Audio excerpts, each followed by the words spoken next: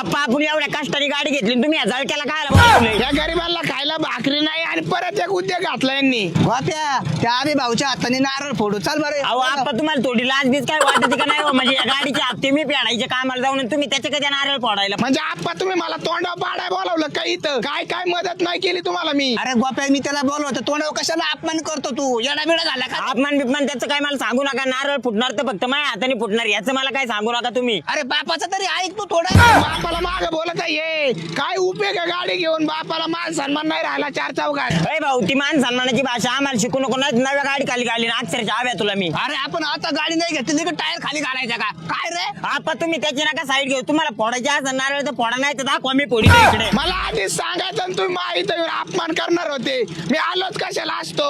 हप्त्याच्या वेळेस गरज पडली तर आप्पा मला फोन करा. पेढे बिडे आहेत का? चला नसले तर. आप्पा तुम्ही अख्ख्या गावाला पेढे वाटलं, पण याच्या घरापर्यंत जर पेढे गेले तुम्हाला अक्षरशः सांगतो तुमचा मला डायरेक्ट संबंध संपला. तुम्ही आणि तुमची गाडी तुम्हाला आताच सांगतोय.